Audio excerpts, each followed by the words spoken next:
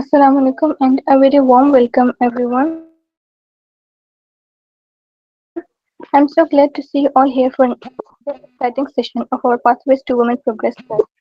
Today's session is titled Mastering of Basic of Accounting, and it's all about understanding the building blocks of financial literacy. We are truly honored to have with us our wonderful mentor, Ms. Amber Riaz, who holds an MS in Finance, and she is also a data analyst and working as General Secretary at Women Fortune Tech. So, over to you, ma'am. Okay, thank you, Muqaddas. Assalamu alaikum, everyone.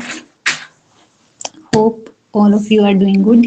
Walaikum salam. So, my name is Amber Riaz, and I am a GBV Master Trainer and a Business Analyst, and also serving in Women Fortune Tech. So, कल हमारा जो session था वो business के बारे में था.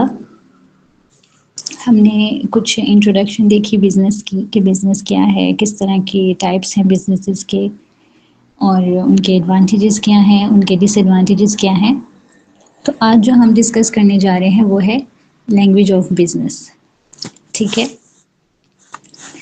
Screen visible है सबको?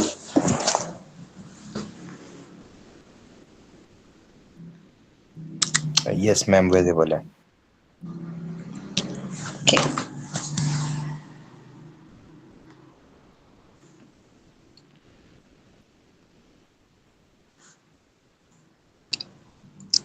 तो हम स्टार्ट करते हैं.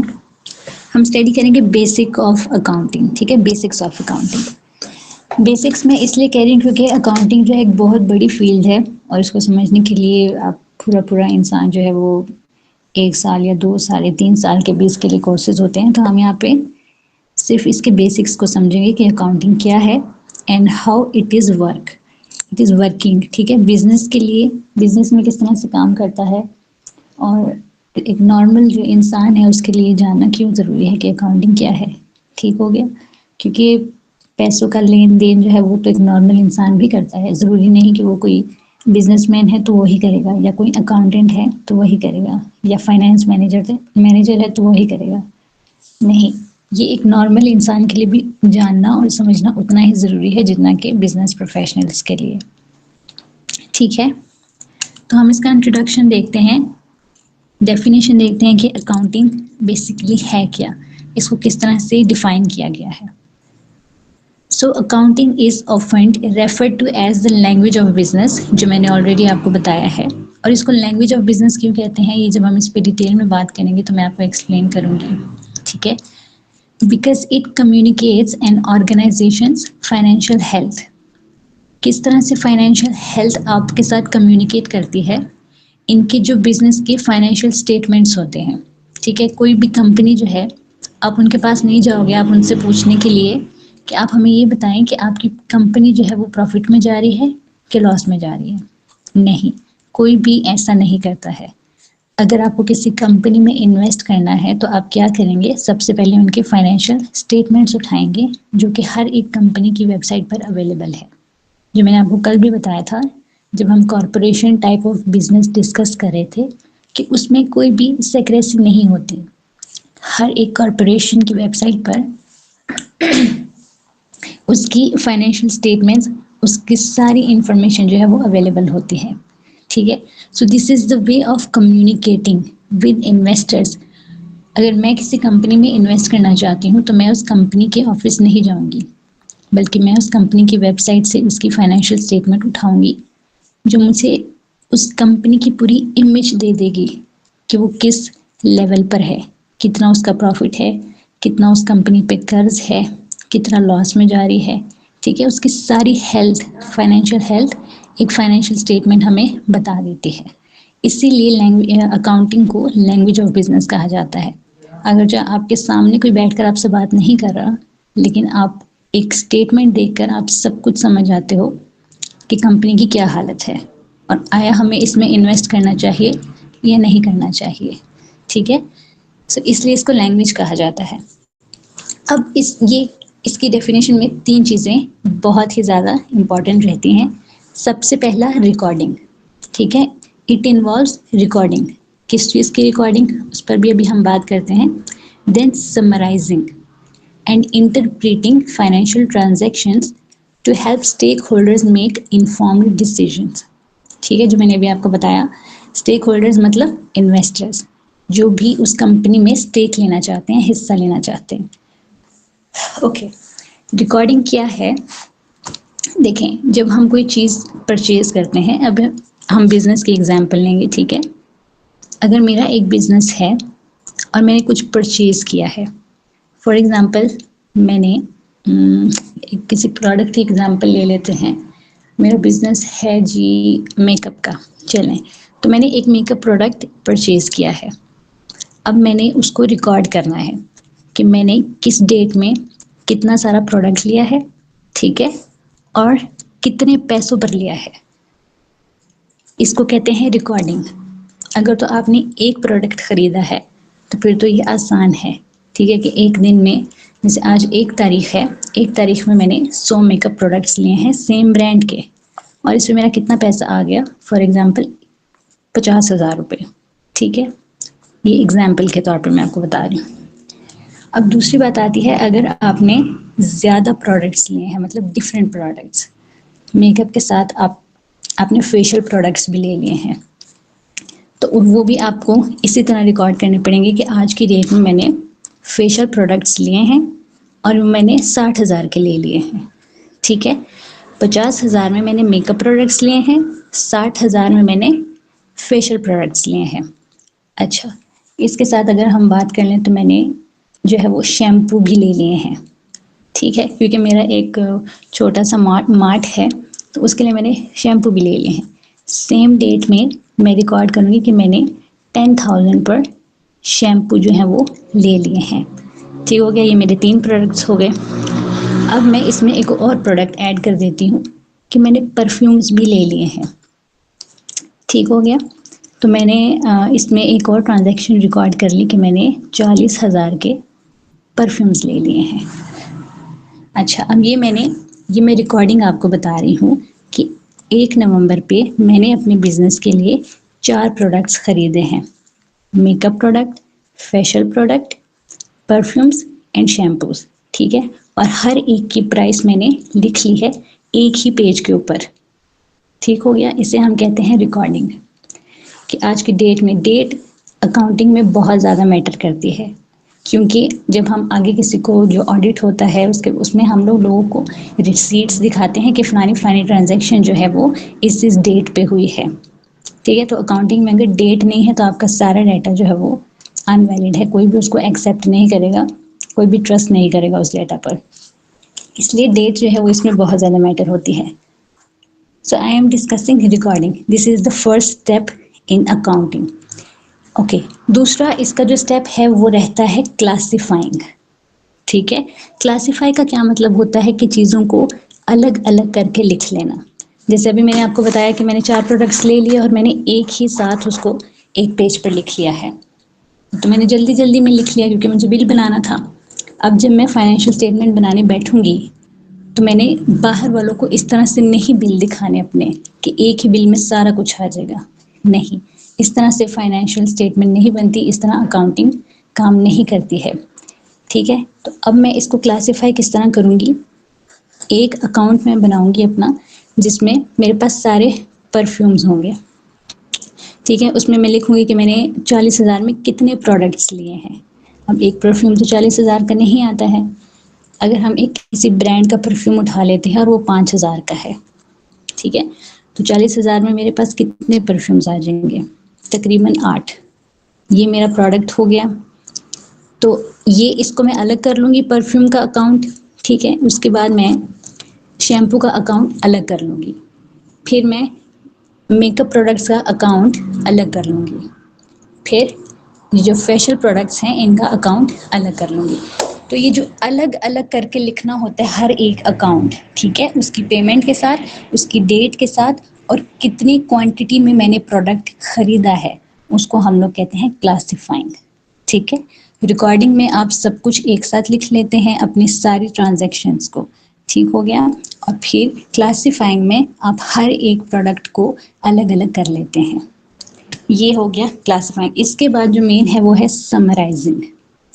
सब चीज़ों को एक साथ करके आप एक जगह पे सारा रिकॉर्ड रख लेते हैं अपने पास, ठीक है। अब बात तो मैंने सिर्फ की है खरीदने की।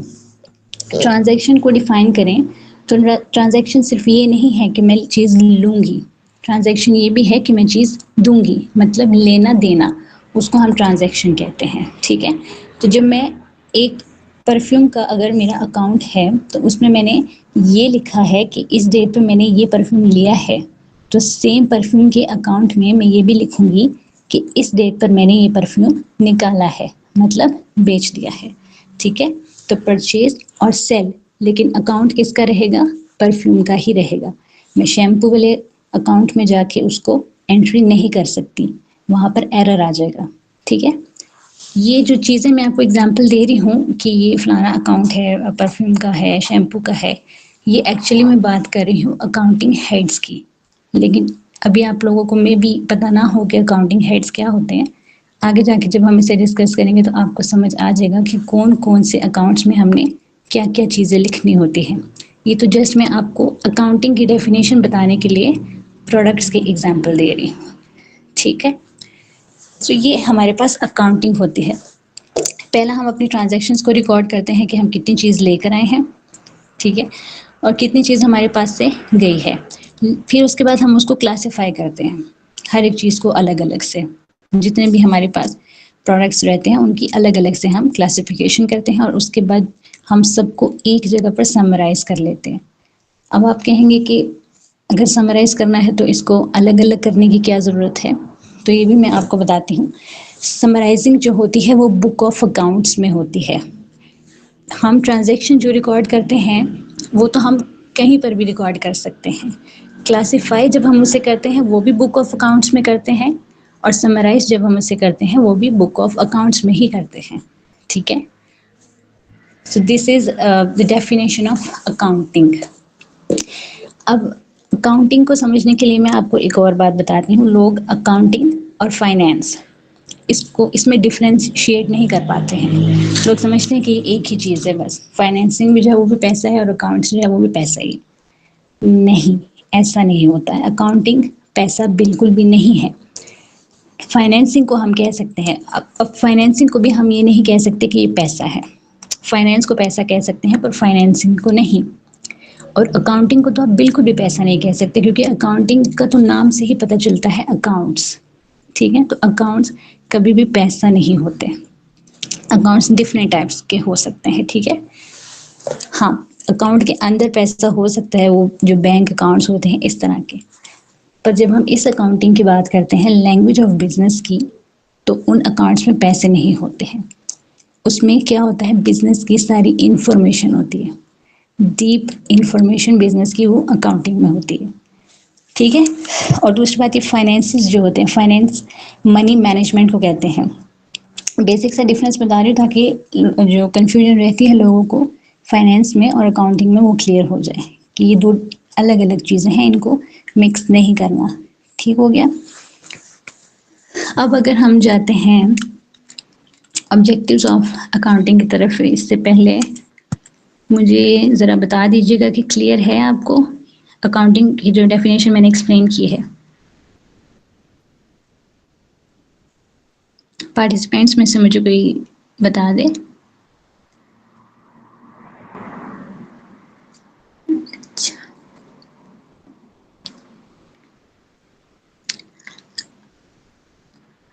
ओके, अभी हम डिस्कस करते हैं objectives of accounting. Basic objectives क्या होते हैं अकाउंटिंग के? देखिए, अब एक बिजनेस जो है वो फाइनेंशियल स्टेटमेंट्स को क्यों प्रिपेयर करता है, किसके लिए? हमेशा आउटसाइडर्स के लिए करता है।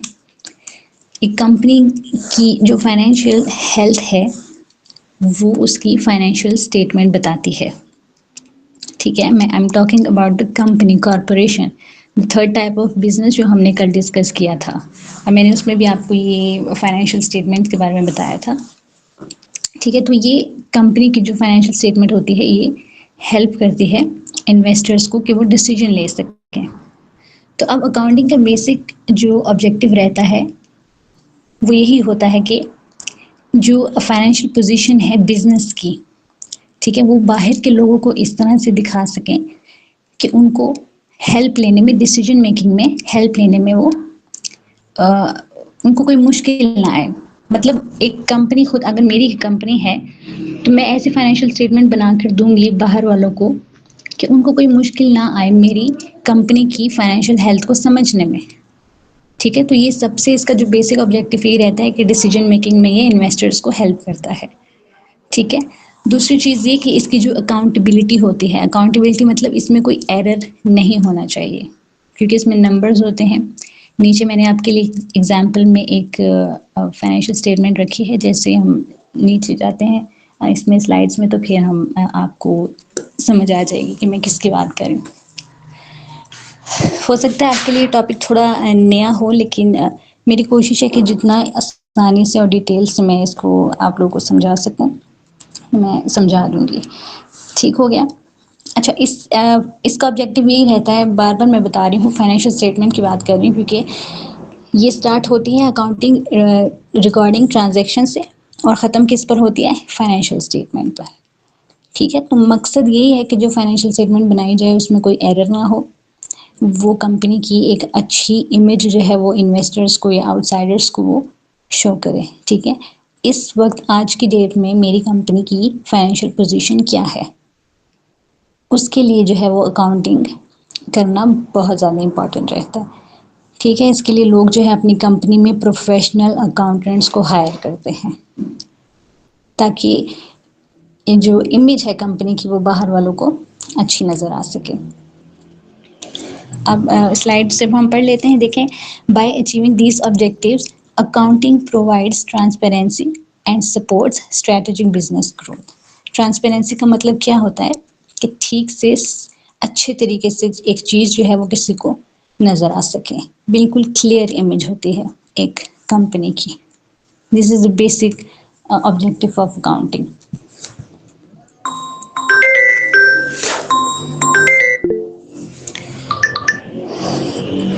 इसके बाद हम डिस्कस करते हैं टाइप्स ऑफ अकाउंटिंग। हमारे पास 3 टाइप्स ऑफ अकाउंटिंग रहती है। ठीक है, आपने सुना होगा, ये इस तरह भी लोग बोलते हैं कि there are number of accountants. तो जिस तरह हमारे पास अकाउंटिंग की टाइप्स रहती हैं, इसी तरह हमारे पास अकाउंटेंट के भी टाइप होते हैं। कभी कभी हम किसी स्टोर में जाते हैं तो वहाँ पर भी एक अकाउंटेंट होता है, किसी मॉल में, किसी प्लाजा में, बल्कि हर जगह आजकल जहाँ भी हम जाते हैं वहाँ पर एक अकाउंटेंट रहता है। ठीक है, तो डिफरेंट टाइप्स ऑफ अकाउंटिंग होती है और डिफरेंट टाइप्स ऑफ अकाउंटेंट्स भी रहते हैं हमारे पास। सो सबसे पहला यहाँ पे है फाइनेंशियल अकाउंटिंग। फाइनेंशियल अकाउंटिंग वो अकाउंटिंग होती है, यहाँ हम पढ़ लेते हैं, there are several types of accounting such as financial accounting, management accounting and cost accounting. तो financial accounting focuses on preparing financial statements. देखिए, इसमें बार बार फाइनेंशियल स्टेटमेंट्स की बात आ रही है। ठीक है, तो फाइनेंशियल अकाउंटिंग क्या होती है कि वो फाइनेंशियल स्टेटमेंट्स की प्रिपेयरमेंट में, मतलब फाइनेंशियल स्टेटमेंट्स बनाने में फोकस करते हैं। अगर मैं कहूँ कि मैं एक फाइनेंशियल अकाउंटेंट हूँ, ठीक है, इस तरह हमारे पार्टिसिपेंट्स में से कोई एक जो है वो कॉस्ट अकाउंटेंट है, इस तरह दूसरा जो है वो मैनेजमेंट अकाउंटेंट है। तो डिफरेंट टाइप्स के अकाउंटिंग में डिफरेंट टाइप्स के अकाउंटेंट्स होते हैं। अब एक अकाउंटेंट को मैं सारे बिजनेस का काम दे दूं तो ये भी ठीक नहीं है, क्योंकि बहुत सारे ऑपरेशंस रहते हैं बिजनेस में करने के लिए, जिसके लिए हमें डिफरेंट लोगों को हायर करना पड़ता है। जैसे आपने देखा होगा कि एचआर का जो डिपार्टमेंट होता है उसमें सिर्फ एक एचआर नहीं बैठा होता, उसमें एचआर असिस्टेंट होता है, उसमें एचआर सुपरवाइजर होता है। ठीक है, इस तरह से उनका एक टीम रहती है, उस डिपार्टमेंट में बहुत सारे लोग रहते हैं। इस तरह अकाउंटिंग में भी ह्यूज नंबर ऑफ अकाउंटेंट्स होते हैं। सो फोकसिंग ऑन फाइनेंशियल अकाउंटिंग, सो ये वो टाइप ऑफ अकाउंटिंग है जिसमें जो है वो प्रिपेयरिंग ऑफ फाइनेंशियल स्टेटमेंट्स हम फोकस करते हैं इस चीज़ के ऊपर। ओके, नेक्स्ट जो है वो कॉस्ट अकाउंटिंग है। तो कॉस्ट अकाउंटिंग किस पर फोकस करती है, वो चीज़ें जिसमें कॉस्ट, जो कॉस्ट रिलेटेड होती हैं। कॉस्ट का आपको पता है कि मतलब एक चीज़ हमने खरीदी, हम पूछते हैं इस पर कितना कॉस्ट आया है। ठीक है, बिल्कुल फाइनेंशियल स्टेटमेंट से ये डिफरेंट है, क्योंकि फाइनेंशियल स्टेटमेंट में हमें सिर्फ कंपनी के अकाउंट्स उठाने पड़ते हैं। एक डाटा ऑलरेडी जो कंपनी ने एंटर करके रखा है उसको उठाते हैं और उसमें हम लोग फाइनेंशियल स्टेटमेंट बनाकर कंपनी की वेबसाइट पर डाल देते हैं। लेकिन कॉस्ट अकाउंटिंग जो होती है इसमें हमें डिफरेंट टाइप्स ऑफ स्टेटमेंट्स बनाने पड़ते हैं। जिस तरह कॉस्ट ऑफ गुड्स सोल्ड का स्टेटमेंट बन जाता है, इसमें जितने भी हमारे एक्सपेंसेस होते हैं, जितना भी पैसा आ रहा है, जितना भी पैसा जा रहा है, उसको हम लोग कॉस्ट अकाउंटिंग में पढ़ते हैं, सीखते हैं और इसी तरह से इसका स्टेटमेंट बनाते हैं। कॉस्ट का मतलब जिसमें भी पैसे इन्वॉल्व होते हैं। ठीक हो गया। तीसरी इसकी जो टाइप है वो है management accounting. Management accounting supports internal decision making.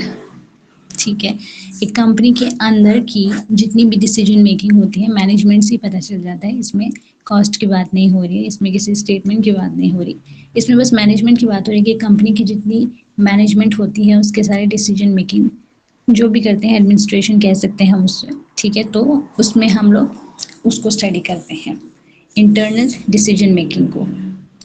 ठीक है, क्लियर है?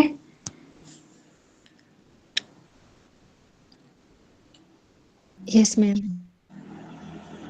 अच्छा, कहीं भी कोई भी पॉइंट क्लियर ना हो तो आप चैट बॉक्स में भी मैसेज कर सकते हैं, और या अगर आप इस तरह से बताना चाहें तो आप बता सकते हैं। ठीक है, ओके। सो ये 3 टाइप्स ऑफ अकाउंटिंग रहती है।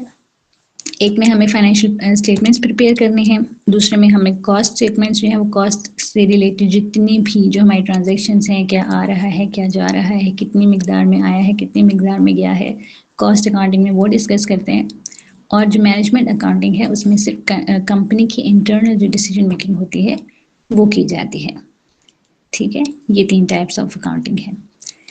अच्छा, अब हम आ जाते हैं बेसिक अकाउंटिंग टर्म्स पर।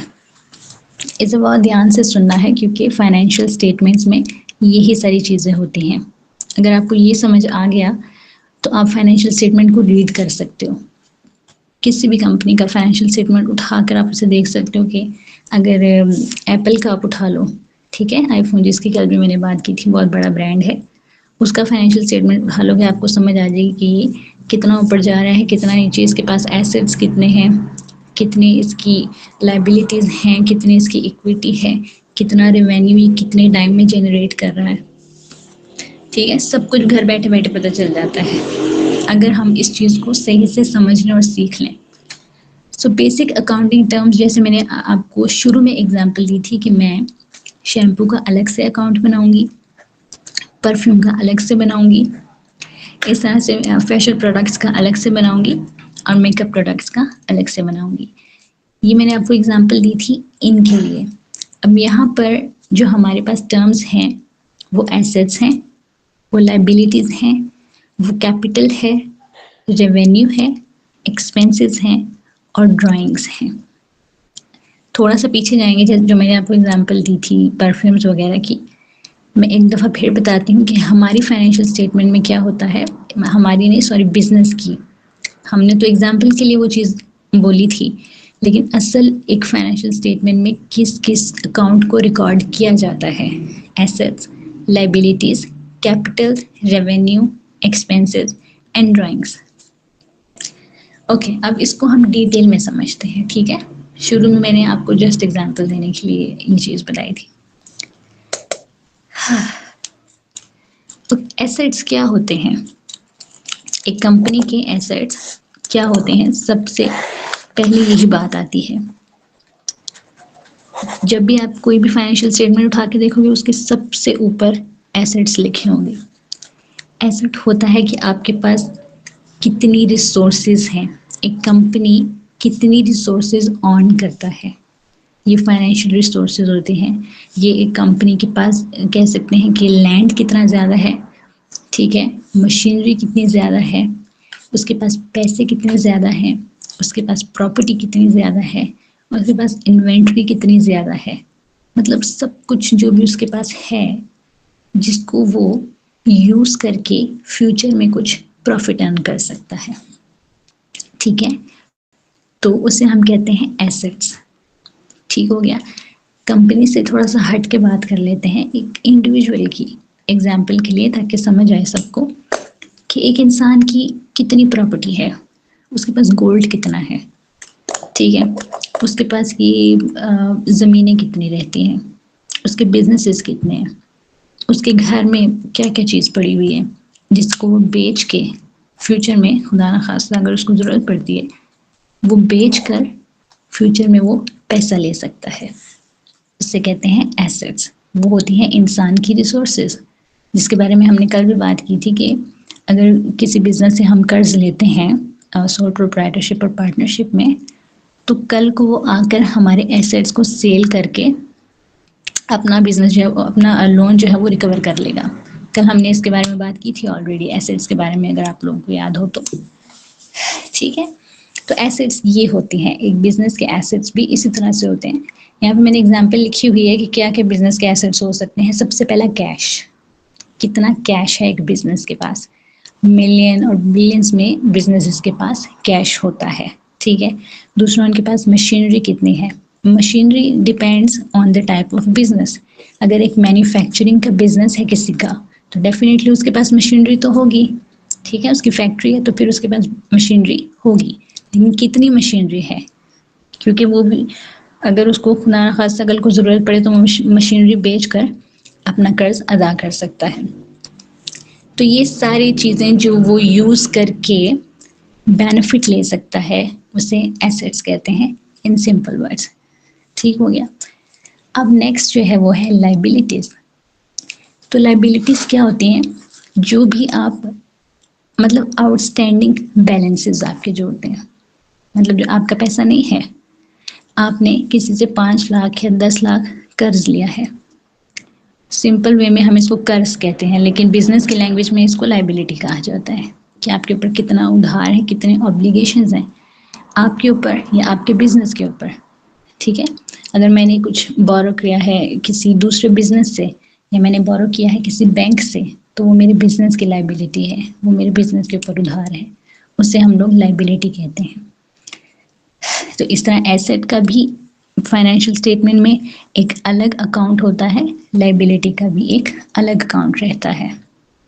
लाइबिलिटी की डेफिनेशन पढ़ लेते हैं कि लाइबिलिटीज आर द डेट और obligations a business owes to outsiders that must be repaid in the future. हर वो चीज़ जो आपको चुकानी है भाई फ्यूचर में जाके, जो देना है आपको, जो आप क्लेम नहीं कर सकते कि ये चीज़ मेरी है, जो आपको पता है कि ये किसी को मैंने वापस करनी है, तो वो हो जाती है हमारी लाइबिलिटी या बिजनेस की लाइबिलिटी। एग्जाम्पल इसमें देख लेते हैं बैंक लोन्स, ठीक है। बैंक लोन्स इसकी एग्जाम्पल है, जैसे मैंने भी बताया कि अगर मैं किसी बैंक से लोन लेती हूँ, अकाउंट्स पेएबल, ठीक है। मतलब यही बैंक लोन्स तो जो बैंक का पैसा है, अकाउंट्स पेएबल हम उसे कहते हैं जो हमने पैसा किसी से, अगर मैंने कोई मशीनरी उधार ली है ना, उधार नहीं ली, मशीनरी ली है लेकिन उधार पे ली है, तो मुझे मशीनरी वापस नहीं करनी बल्कि पैसे वापस करने हैं, तो उसको अकाउंट्स पेएबल कहते हैं। वेजेस पेएबल, मतलब मेरा बिजनेस है और मैंने अभी सैलरीज देनी है लोगों को, मैंने रेवेन्यू तो उठाया है लेकिन उसमें से सैलरीज देनी है, तो वो भी क्या होगा, वेजेस पेएबल। मतलब वो चीज़ जो मैं क्लेम नहीं कर सकती मेरी है, उसको हम क्या कहेंगे, लाइबिलिटीज। एंड टैक्सेस ड्यूज, जो भी कंपनी पर टैक्स लगता है वो पैसा भी मुझे देना है। तो जो चीज़ जा रही है जो मुझे फ्यूचर में पे करनी है, आज नहीं तो कल, कल नहीं तो 1 साल बाद या 2 साल बाद, जब भी, उससे मैं हमेशा अपनी लाइबिलिटी में रिकॉर्ड करूँगी। एसेट्स वो सब जो मेरा है, लाइबिलिटी वो सब जो आउटसाइडर्स की है। अच्छा, इसके बाद थर्ड टाइप जो है वो है कैपिटल। ऑनर्स इक्विटी लिखा हुआ है। ऑनर मतलब जो बिजनेस होता है, बिजनेस का ऑनर होता है, इक्विटी उसको बोलते हैं जो उसका शेयर होता है, ठीक है। सो ऑनर का शेयर, उसे ऑनर इक्विटी कहते हैं, और दूसरी अल्फाज में उसे हम लोग कैपिटल भी कहते हैं। तो ये वही कैपिटल इन्वेस्टमेंट आपने सुना होगा कि लोग कहते हैं कि बिजनेस स्टार्ट करना है तो आपकी इन्वेस्टमेंट कितनी है, ठीक है। तो उसको बिजनेस की लैंग्वेज में हम लोग ऑनर्स इक्विटी कहते हैं, ऑनर की जो इन्वेस्टमेंट होती है। अगर मैं एक कंपनी की ऑनर हूँ तो मैंने कितना पैसा लगाया है उससे हम लोग बिजनेस लैंग्वेज में ऑनर इक्विटी कहते हैं। ठीक है, सो एक हमारे पास ये भी अकाउंट होता है फाइनेंशियल स्टेटमेंट में। अब इसके एग्जाम्पल में है इनिशियल कैश इन्वेस्टमेंट, मतलब मैंने कितना कैश लगा के बिजनेस को स्टार्ट किया है। इनिशियल मतलब फर्स्ट इन्वेस्टमेंट, जो स्टार्ट में हम पैसा लगाते हैं वो। Retained earnings and additional owner contributions. अच्छा, अब रिटेन्ड अर्निंग्स वो होती हैं कि जब मेरी कंपनी को प्रॉफिट हुआ है तो प्रॉफिट मैंने निकाला नहीं है। ठीक है, अब एक तो प्रॉफिट ये होता है कि जब पैसा आ गया तो हम उसको उठाते हैं और अपनी नीड्स और हमारे वांट्स जो है उसको पूरा करते हैं।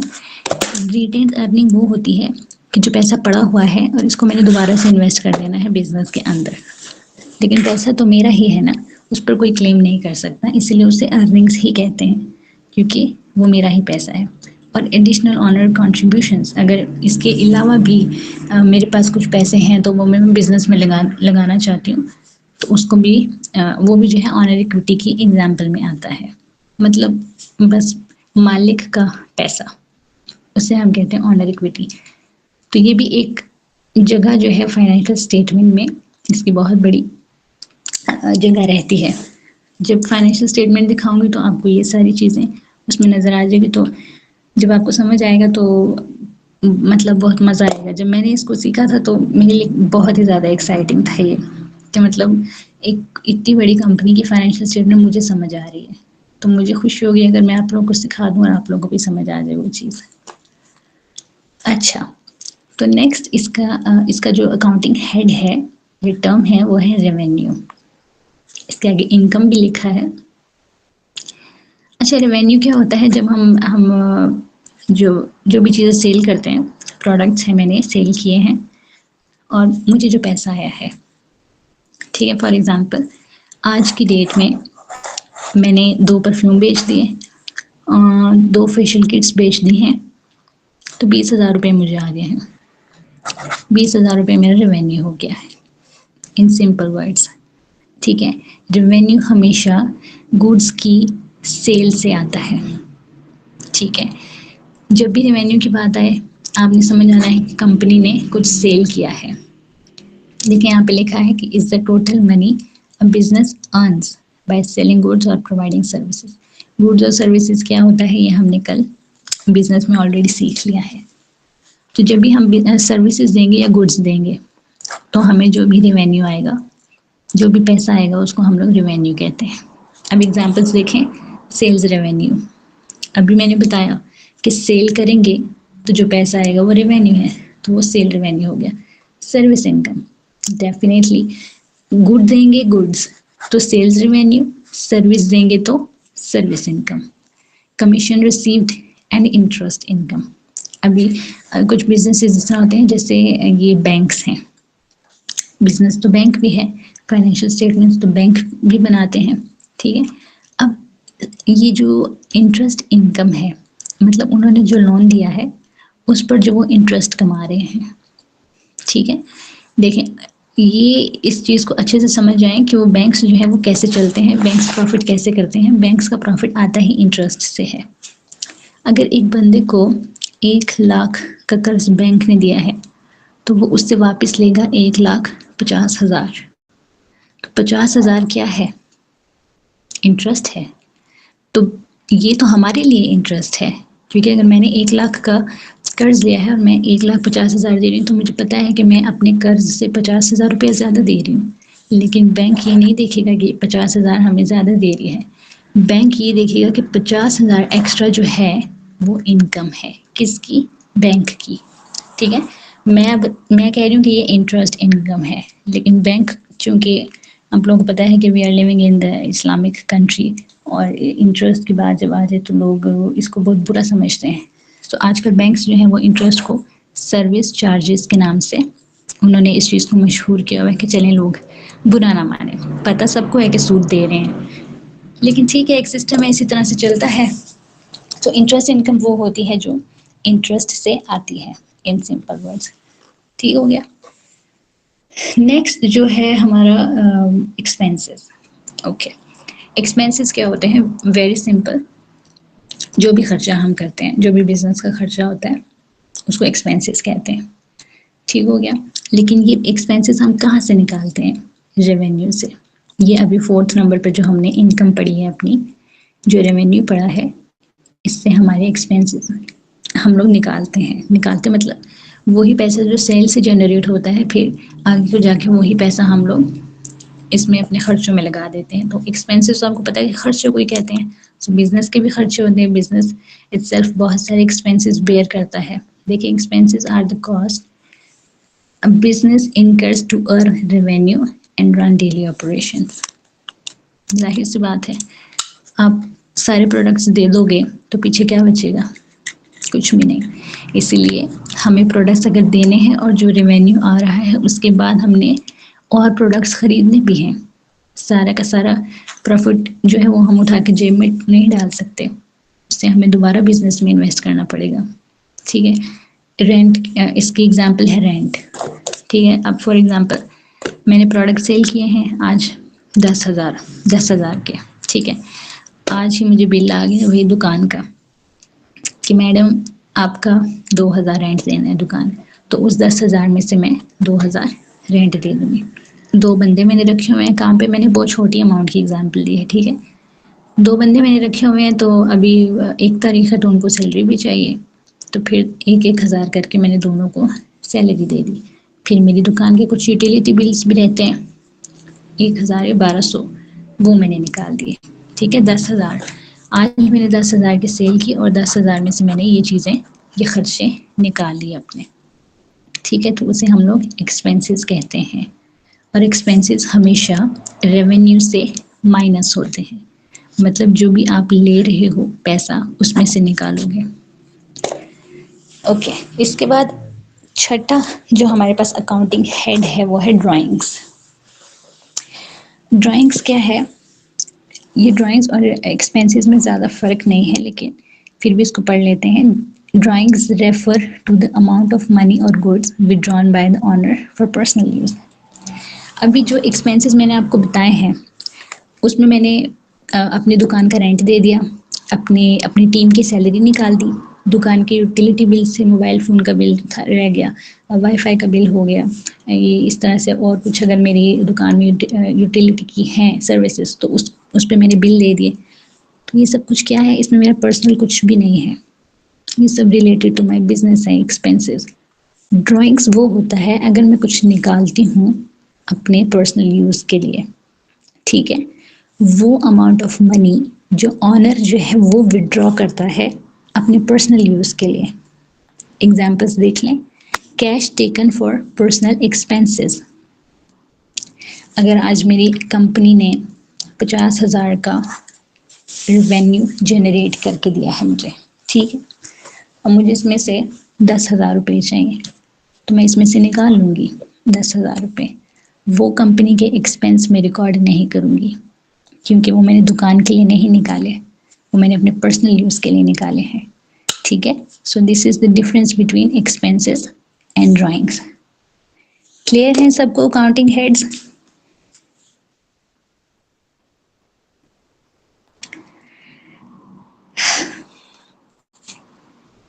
Yes, ma'am. ओके। अब आ जाते हैं हम अकाउंटिंग इक्वेशन पर। अच्छा, इस पर ज़रा ध्यान दीजिएगा। ये अकाउंटिंग इक्वेशन जो है ये नॉर्मली यूज़ होती है किसके लिए? फाइनेंशियल स्टेटमेंट बनाने के लिए। जैसे कि कल से बात करी जा रही है फाइनेंशियल स्टेटमेंट, आप भी पक गए होंगे कि ये मैडम क्या फाइनेंशियल स्टेटमेंट, लेकिन आपको अंदाज़ा नहीं है कि ये कितनी ज़्यादा इम्पॉर्टेंट चीज़ रहती है एक बिज़नेस के लिए। ठीक है। फाइनेंशियल स्टेटमेंट से कोई भी आपके बिजनेस पर क्लेम कर सकता है, क्योंकि वो कोई भी पढ़ सकता है, वो कोई भी देख सकता है।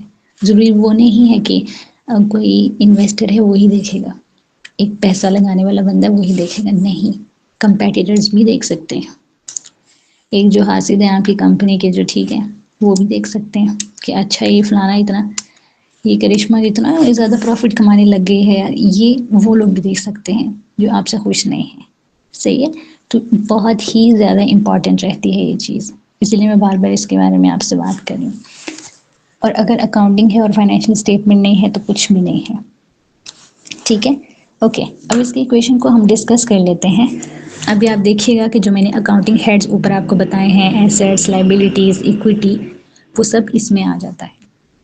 ठीक है, देखें इसमें लिखा है कि द फंडामेंटल अकाउंटिंग इक्वेशन वो क्या है, assets is equal to liability plus equity. ठीक है, अच्छा ये पिक्चर आपको नजर आ रही है ना, ये अभी मैंने इस पर जूम किया है, सबको नजर आ रही है पिक्चर? ओहो, है ना? Yes. तो इस हाँ, तो इसमें आप लोग को नजर क्या आ रहा है, इसमें कुछ थोड़ा ऊपर नीचे है कि आप लोग को बराबर नजर आ रहा है सब कुछ?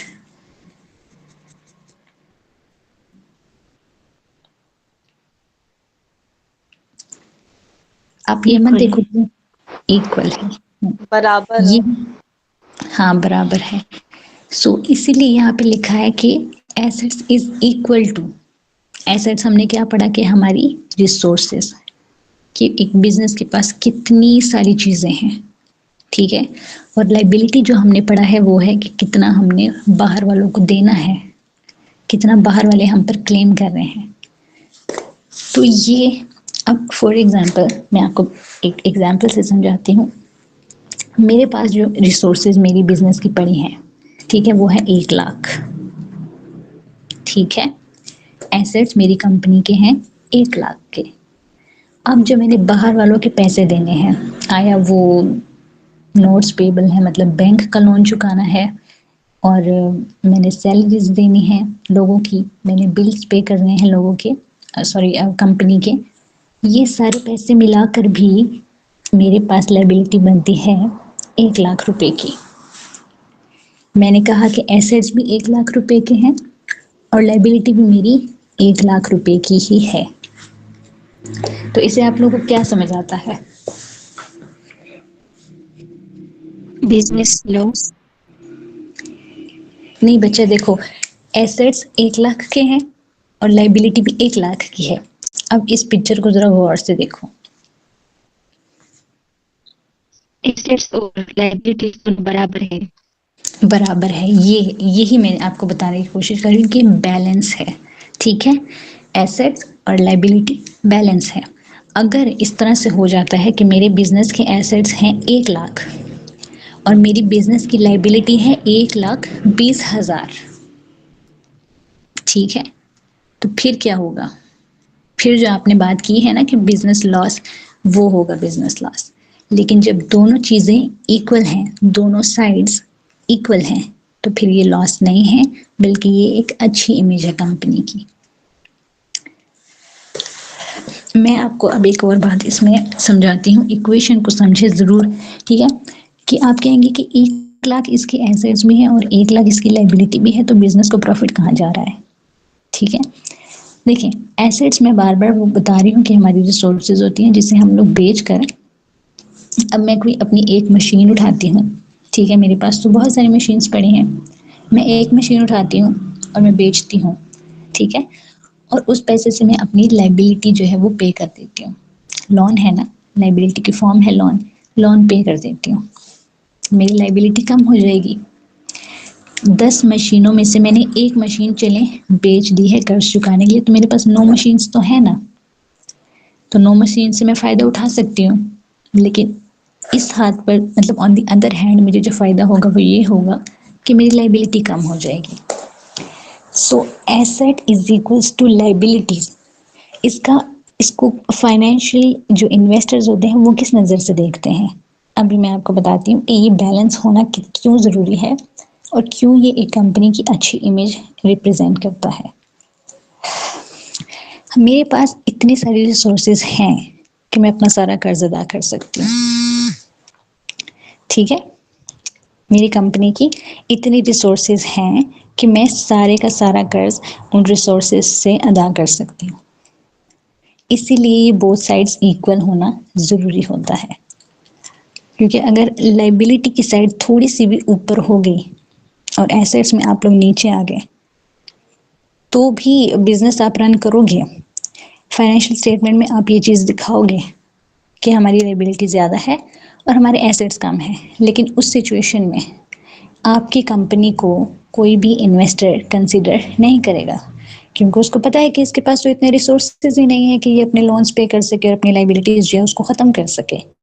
लेकिन अगर asset is equal to liability है तो उसको पता चल जाएगा कि हाँ इसके पास इतने रिसोर्सेज हैं और ये एक अच्छे टाइम में अपनी लाइबिलिटीज को ख़त्म कर देगा। एक और सिचुएशन, एसेट्स अगर आपके पास ज़्यादा है, लाइबिलिटी आपकी कम है, तो फिर तो आपके बिजनेस की क्या ही बात है। ठीक है, फिर तो हर कोई दौड़ा दौड़ा आएगा और आपके बिजनेस में आकर इन्वेस्ट करेगा। क्यों? क्योंकि उनको पता है कि इनकी जो डेट्स हैं, इनकी जो लाइबिलिटी है वो कम है और इनकी रिसोर्सेज बहुत ज़्यादा हैं। ठीक हो गया? क्लियर है? यस मैम, क्लियर है। हाँ जी। तो जब भी हम एक फाइनेंशियल स्टेटमेंट देखें ना, ठीक है, तो उसमें हमें ये चीज़ ज़रूर देखनी है, उसमें बकायदा अमाउंट लिखी हुई होती है, ठीक है, एसेट्स की और लाइबिलिटी की। ये तो मैंने आपको पिक्चर से भी दिखाया है कि दोनों चीज़ें जो है वो बैलेंस है। फाइनेंशियल स्टेटमेंट में पिक्चर्स नहीं होती, फाइनेंशियल स्टेटमेंट में अमाउंट्स होती हैं। एसेट्स हमारे पास राइट साइड पर आते हैं इसमें फाइनेंशियल स्टेटमेंट में, लाइबिलिटीज़ जो है हमारे पास, सॉरी, लाइबिलिटीज हमारे पास राइट साइड में आती हैं और एसेट्स जो है वो लेफ्ट साइड में। So left side, left hand is equal to right hand side. ये एक अकाउंटिंग इक्वेशन जो है वो सिंपली हमें बताती है। नीचे आ जाते हैं अकाउंटिंग साइकिल पर कि ये स्टार्ट कैसे होता है और ये कहाँ तक जाकर फिर ये इसमें कौन कौन से स्टेप्स इंक्लूड हैं। मैंने एक इमेज आप लोगों के लिए यहाँ पर की है, क्योंकि फिर तस्वीरों से इंसान ज़्यादा अच्छे से समझ सकता है। ओके, सबसे पहले आप देख लो, नंबर 1 पे है आइडेंटिफाई ट्रांजैक्शंस। जो हमने शुरू में बात की थी कि सबसे पहला जो स्टेप है वो क्या है कि आपने ट्रांजैक्शंस रिकॉर्ड करने हैं। आप क्या ले रहे हो, आप क्या दे रहे हो, वो सब पहला काम। ये एक साइकिल है, अकाउंटिंग साइकिल, ठीक है, किस तरह अकाउंटिंग काम करते हैं, अकाउंटेंट्स किस तरह काम करते हैं। दूसरा जो है वो है record transaction in a journal. जो मैंने आपको कहा कि आपने क्लासिफाई कर देने हैं, एसेट्स को अलग से, लाइबिलिटी को अलग से, ठीक है। इस तरह से रेवेन्यू का आप अलग से निकालोगे कि कितना पैसा आया है, इसको एक्सपेंसेस आप अलग से एक अकाउंट में लिख दोगे कि कितने खर्चे हमारे रेवेन्यू में से हमने जो कमाया है उसके बाद हमने कितना पैसा निकाला है बिजनेस में से। तो इसको कहते हैं record transaction in a journal. Journal एक बुक ऑफ अकाउंट्स है, ठीक है, बहुत ही बेसिक बुक ऑफ अकाउंट्स रहता है। इसमें हम हर एक अकाउंट का अलग अलग से उसमें अमाउंट्स लिखते हैं। फिर उसके बाद तीसरा है पोस्टिंग। जर्नल से हमने पोस्टिंग करनी है लेजर में। इसमें यहाँ पिक्चर में लेजर नहीं लिखा हुआ, लेकिन जर्नल से हम लेजर में पोस्टिंग करते हैं। उसमें हम लोग टी अकाउंट्स बनाते हैं। ये नीचे आप लोग देख रहे हैं, ये एग्जाम्पल जो मैंने दी हुई है, इस तरह से जो है हम जर्नल में एंट्रीज करते हैं। नीचे इसको पहले ये समझ लेते हैं, फिर मैं आपको नीचे समझाती हूँ। लेकिन ये पिक्चर आप देख लें कि हर एक अकाउंट जो है वो इस तरह से एक बुक ऑफ अकाउंट्स में एंट्री होता है। यहाँ पे देखिए डेट है, जो मैंने आपको शुरू में बताया कि बहुत ज़्यादा मैटर करता है। कभी परचेज कर रहे हो, पैसा आ रहा है, पैसा जा रहा है, किस डेट पर, ये एक ट्रांजैक्शन है हमने जो रिकॉर्ड की हुई है यहाँ पे। लेकिन ये देखें एग्जाम्पल जर्नल एंट्री, क्योंकि सबसे पहले ट्रांजैक्शन जो है वो जर्नल में रिकॉर्ड होती है। यहाँ पे डेट लिखी है और अकाउंट नेम लिखा है। तो अकाउंट नेम में हम लिख सकते हैं कि हमारा एसेट अकाउंट है, हमारा लाइबिलिटी अकाउंट है, हमारा एक्सपेंस अकाउंट है, हमारा जो है वो रेवेन्यू अकाउंट है। तो यहाँ पे हम लोग इस जगह पे अकाउंट का नेम लिखते हैं। ओके, सो ये पोस्टिंग करने के बाद हम इनको ट्रायल बैलेंस में एडजस्ट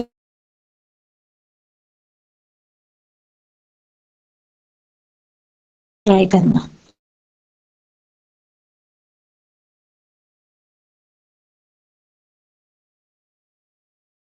है लेकिन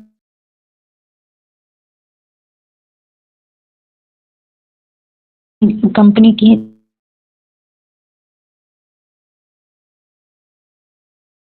ठीक है,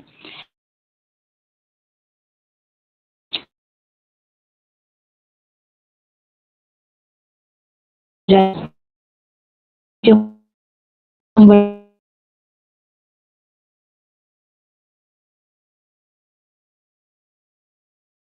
हैं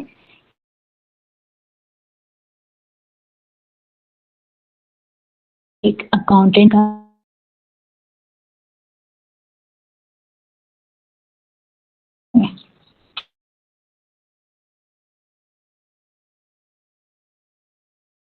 तो अगर उसमें कुछ गलती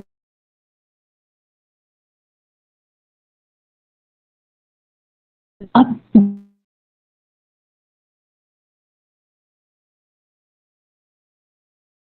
नहीं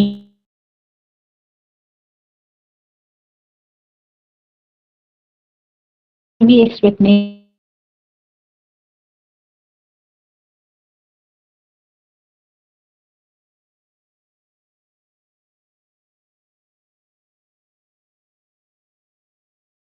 जानते हैं फाइनेंस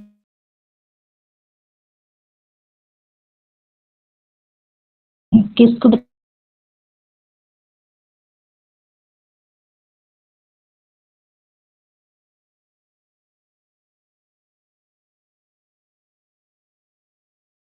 कंपनी का स्टेट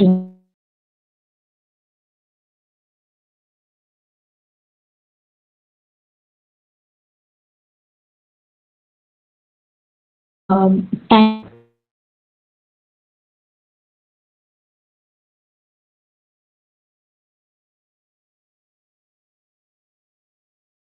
किसान का अकाउंटिंग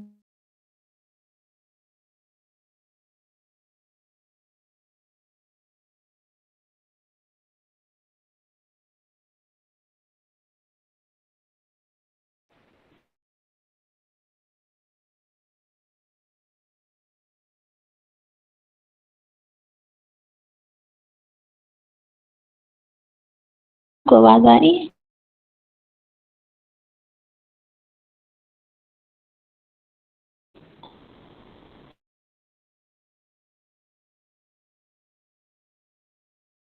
है बोला है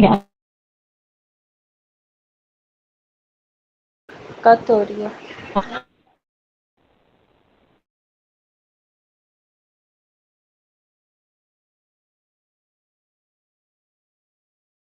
क्या कह रही थी अच्छा मैं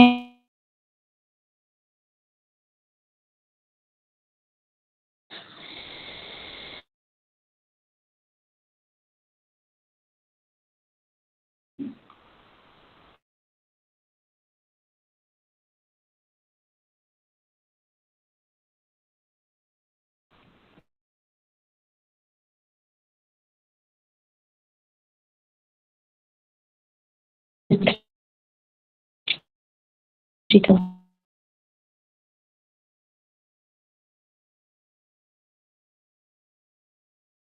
में क्यों बजट आता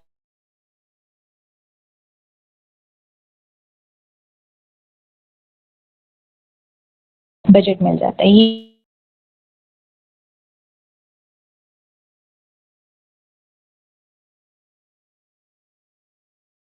एवरी ईयर आप सुन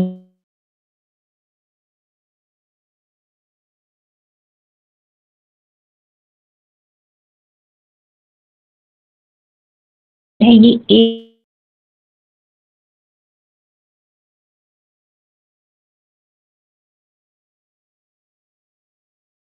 खत्म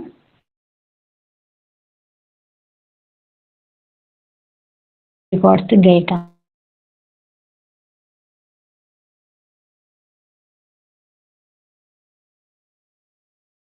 ट्रांजैक्शन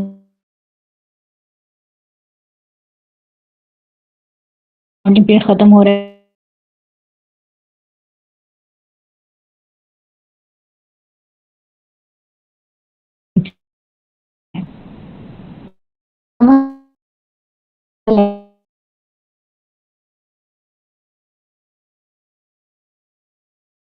में फाइनेंशियल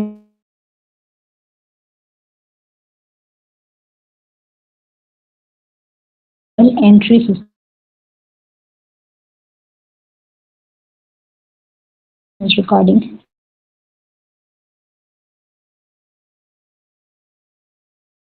करना है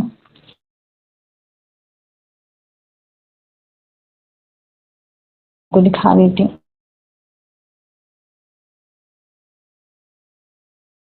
कहता है हम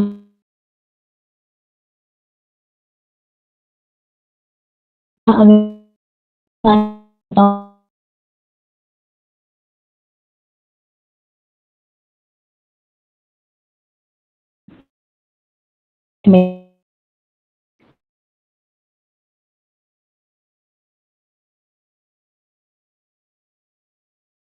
लिखा है यहाँ पे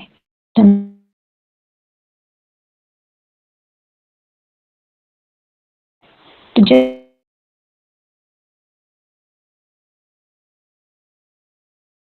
होते हैं अब इसको एक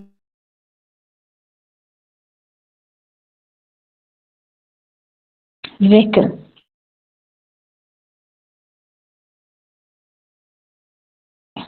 जैसे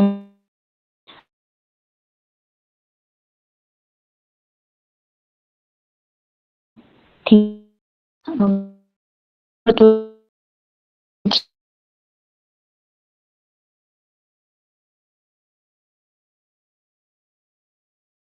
मैंने जो है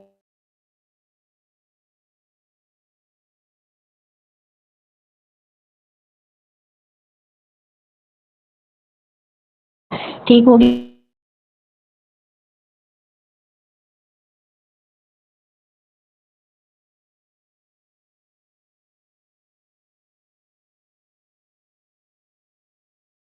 ये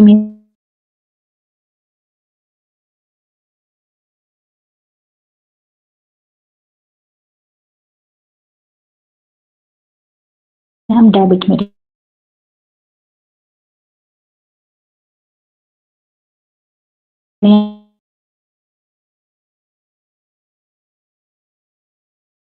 का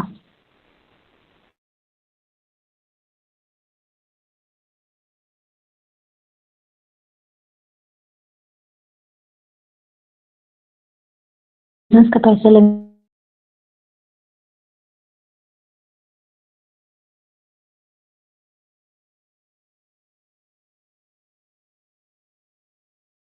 नहीं 5 बार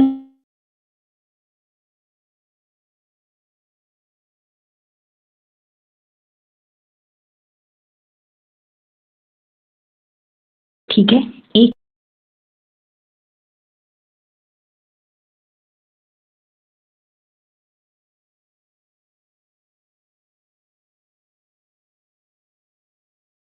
₹25 लाख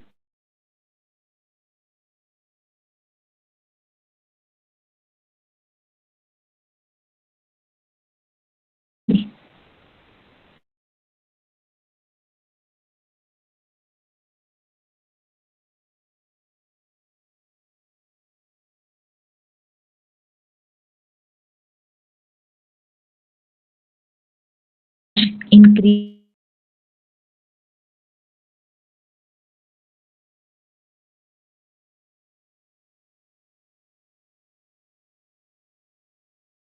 डेबिट किया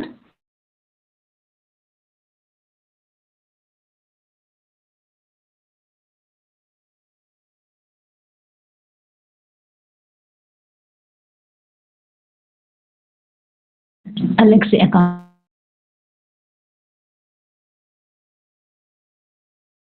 के व्हीकल में मेरा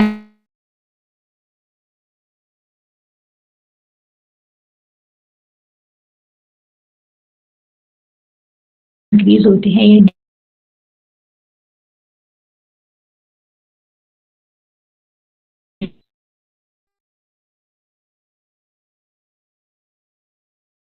जितने भी मैंने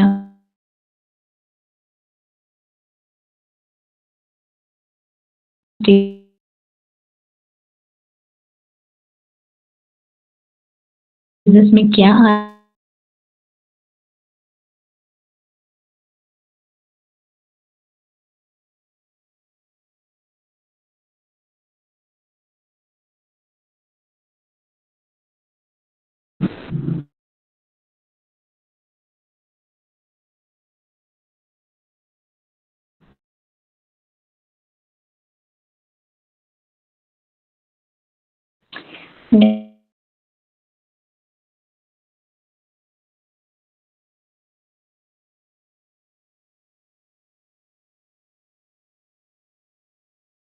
सबको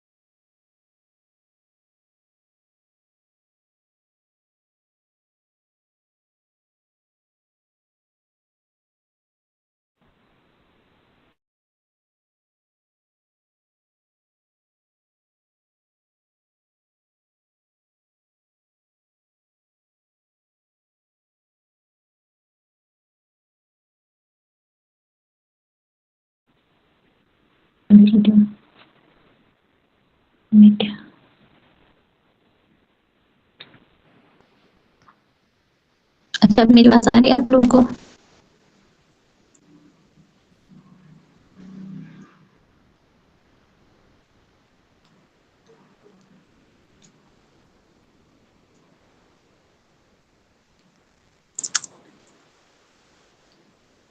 मुकद्दस, करिश्मा, किसी एक को भी आवाज नहीं आ रही? काइंडली मुझे कंफर्म करें ताकि फिर हम इसको आगे लेके चलें या इसको रैप अप करें ना, क्योंकि टाइम हो गया है, 9 बज गए हैं।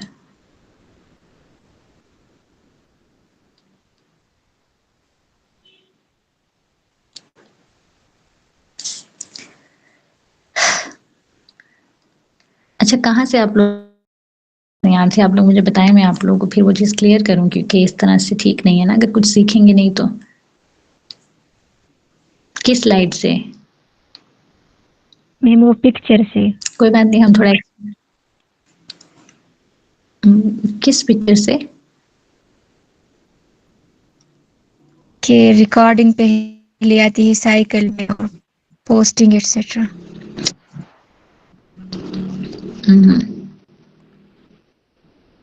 ये वाली picture accounting cycle. Yes ma'am.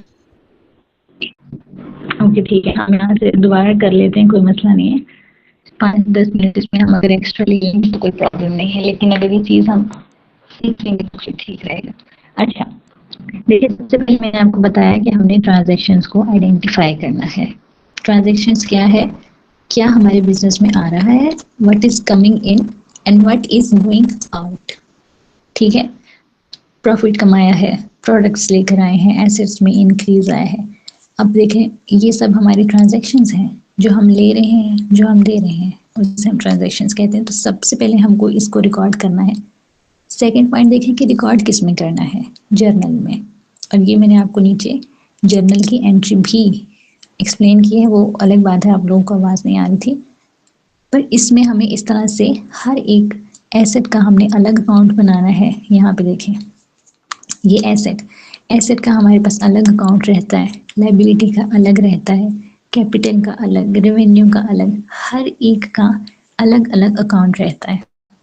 फिर हम जब आइडेंटिफाई करते हैं ना ट्रांजैक्शंस, तो इसका मकसद क्या है, इसका मतलब क्या है कि मतलब एसेट्स में कौन से ट्रांजैक्शंस हुए हैं।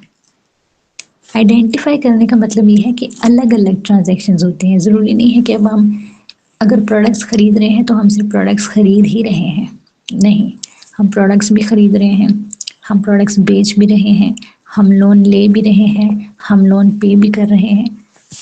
तो इस तरह से डिफरेंट ट्रांजैक्शंस होती हैं, तो इनको हमने हर एक को उसके अकाउंट में जाकर ही रिकॉर्ड करना है। अब देखें, एसेट के अकाउंट में मुझे लायबिलिटी तो रिकॉर्ड नहीं करनी ना, ये तो फिर सारी का सारा मेरे अकाउंटिंग सिस्टम ही ख़राब कर देगा। सो आइडेंटिफाइड ट्रांजैक्शंस का मतलब ये है कि हर एक को उसके अपने अकाउंट में लिखना है, रिकॉर्ड करना है। और रिकॉर्ड किस में करना है? जर्नल में। जर्नल से फिर हम उसकी लेजर में पोस्टिंग कर देते हैं। ठीक है, मतलब लेजर में हम सारे के सारे अकाउंट्स को एक ही जगह पर लिख देते हैं ताकि हमें आसानी हो। जर्नल में अलग अलग लिखते हैं। और उनका सम उठा के हम लोग लेजर में लिखते हैं, पोस्टिंग उसको कहते हैं, ठीक है। पोस्टिंग के बाद फोर्थ स्टेप है अनएडजस्टेड ट्रायल बैलेंस। एक ट्रायल बैलेंस हम लोग बनाते हैं। जैसे हम कभी कपड़े खरीदने जाते हैं तो हम ट्राई करते हैं ना, कि देखते हैं कि सही है या नहीं, तो वो सारा रिकॉर्ड लेकर लेजर से हम लोग एक ट्रायल बैलेंस बनाते हैं कि देखें कि ठीक है या नहीं ठीक। इसके बाद हम लोग एक वर्कशीट बनाते हैं। उसमें हम अगर ट्रायल बैलेंस में कुछ एरर आता है तो उसको हम वर्कशीट में आइडेंटिफाई करते हैं। वर्कशीट में आइडेंटिफाई करने के बाद हम एंट्रीज को जर्नल में एडजस्ट करते हैं, मतलब ठीक करके लिख देते हैं। एडजस्ट करना, सही करना, ठीक कर देना चीज़ों को। अगर कोई एरर हो तो उसे हम एडजस्ट करके जर्नल में एंट्री कर देते हैं। और फिर जो जर्नल की एंट्रीज होती हैं, मैंने आपको बताया था कि इसमें कोई भी गलती नहीं होती और ना ही होनी चाहिए, ठीक है। इतना ध्यान से हमें जर्नल में एंट्रीज करना होता है, क्योंकि जर्नल में एंट्रीज के बाद हम लोग फाइनेंशियल स्टेटमेंट्स बनाते हैं। जर्नल एंट्रीज से सारा डेटा उठाकर फाइनेंशियल स्टेटमेंट बनाते हैं, और फाइनेंशियल स्टेटमेंट के बाद हम अकाउंट ऑफ जो बुक्स है वो उसको क्लोज कर देते हैं। अच्छा, ये क्लोजिंग के बारे में तो मैंने इतनी डिटेल में बात की, लेकिन आप लोग कहते हैं कि हमें आवाज़ नहीं आ रही। ये जो आखिरी पॉइंट है ना, फाइनेंशियल स्टेटमेंट्स बन गए, सारा कुछ हो गया। फाइनेंशियल स्टेटमेंट एक हमारा सेकंड लास्ट स्टेप होता है अकाउंटिंग साइकिल का। उसको हमने डाल दिया अपनी वेबसाइट पर, और हम लोग उसके बाद अपने सारे बुक्स जो हैं वो अकाउंट्स के उसको क्लोज कर देते हैं, ठीक है। तो ये मैं बात कर रही थी कि हम इसको क्लोज क्यों करते हैं। हम क्यों बुक ऑफ अकाउंट्स उसको क्लोज कर देते हैं? क्या हमारा बिजनेस ख़त्म हो गया है, हमारा काम ख़त्म हो गया? नहीं, ऐसा नहीं होता। मैंने इस डिस्कशन में बताया है कि एक अकाउंटिंग पीरियड होता है, बिजनेस का नहीं, कंट्री का, ठीक है। तो बिजनेस वही अकाउंटिंग पीरियड फॉलो करती है जो कंट्री बनाती है।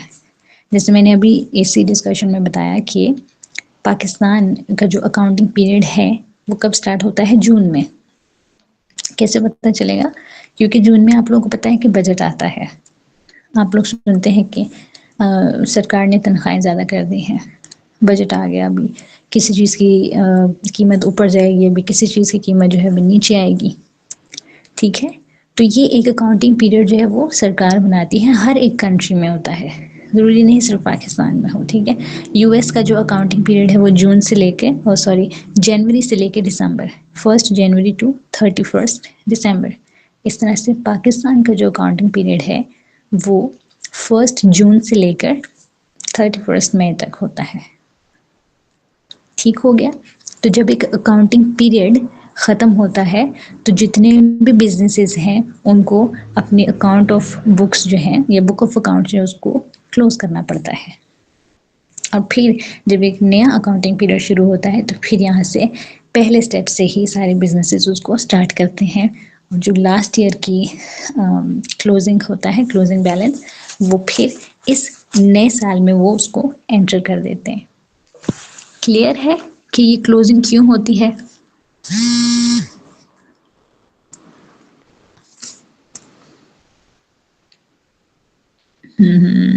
ठीक है।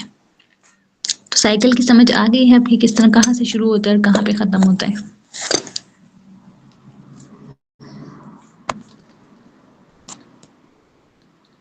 Okay okay.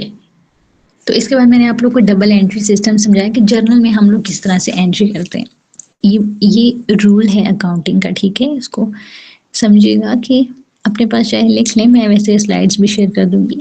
Debit and credit, ठीक है, सारी अकाउंटिंग जो है इसी पर बेस करती है। एंट्री सिस्टम सारा इस पर बेस करते हैं, क्योंकि अगर आपको ये टर्मिनोलॉजी समझ आ जाएगी ना, फिर आप घर बैठ कर लोगों के लिए अकाउंटेंट्स का काम भी कर सकते हो। अब करिश्मा मुझसे ये ना पूछ ले कि मैडम आप अकाउंटेंट का काम करती हैं कि नहीं, ठीक है। देखिए, आपको ये सिखाने वाला भी तो होना चाहिए ना। अभी सारे काम करने शुरू हो जाएंगे तो फिर सिखाएगा कौन? तो डेबिट और क्रेडिट को हम समझेंगे।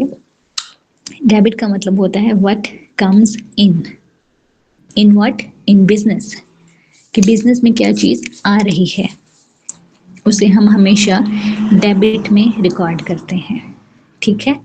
और क्रेडिट का मतलब होता है what out goes out of business. Urdu में बताऊं, डेबिट में हम रिकॉर्ड करते हैं कि क्या हमारे बिजनेस में एंटर की हैं चीज़ें। वो आपकी मशीनरी हो सकती है, वो कैश हो सकता है, कोई बिल्डिंग आप ले सकते हो, ठीक है। तो जो भी चीज़ आपके बिजनेस में एंटर हो जाती है उसे आप हमेशा डेबिट में रिकॉर्ड करते हो। और जो भी चीज़ आपके बिजनेस से बाहर हो जाती है, जैसे मैंने लाइबिलिटी की एग्जांपल दी है, उसको आप हमेशा क्रेडिट करते हो। एक एग्जांपल यहाँ पे मैंने दी है, दिसंबर 31 को मैंने एक व्हीकल परचेज की है, ठीक है। आप देख रहे हो यहाँ पे लिखा है to record purchase of new vehicle. तो उसकी मैंने एक एंट्री यहाँ पर की है, मैंने 5,000 पर एक गाड़ी खरीद ली है, एग्जाम्पल के तौर पर, ठीक है। 5,000 में नहीं होती, लेकिन एक एग्जाम्पल है। अब देखिए, मैंने आपको बताया कि जो भी बिजनेस में आता है हम उसको कहाँ पर रिकॉर्ड करते हैं, डेबिट में, ठीक है। हाँ, जो भी चीज़ बिजनेस में एंटर कर गई और हमारा क्लेम है उस पर, किसी दूसरे का नहीं है, वो हमारी चीज़ है, वो बिजनेस की चीज़ है, बिजनेस ओन करती है उस चीज़ को, उसको हम लोग डेबिट में लिखेंगे। और जो चीज़ हमारे बिजनेस से चली गई है उसे हम लोग क्रेडिट में लिखेंगे। तो ये देखिए, व्हीकल के आगे मैंने लिखा हुआ है 5,000, दिख रहा है आप लोगों को? Yes ma'am. तो व्हीकल के आगे लिखा है 5,000, क्योंकि 5,000 पे मैंने गाड़ी ली है। अब मैं डेबिट में अमाउंट लिखूंगी, ठीक है। मैं डेबिट में नहीं लिखूंगी कि गाड़ी आई है, वो मैं अकाउंट की डिटेल में लिखूंगी। यहाँ पे लिखा है ना अकाउंट नेम, और इसके नीचे लिखा है व्हीकल एंड कैश। कैश अब यहाँ पे क्यों लिखा है? क्योंकि मैंने कैश देकर गाड़ी खरीदी है, ठीक है। तो अब गाड़ी आई है 5,000 की फॉर एग्जाम्पल, उसको मैंने डेबिट में कर दिया, और कैश गया है, ठीक है, उसको मैंने यहाँ पे क्रेडिट में रिकॉर्ड कर दिया है। क्लियर है ये चीज?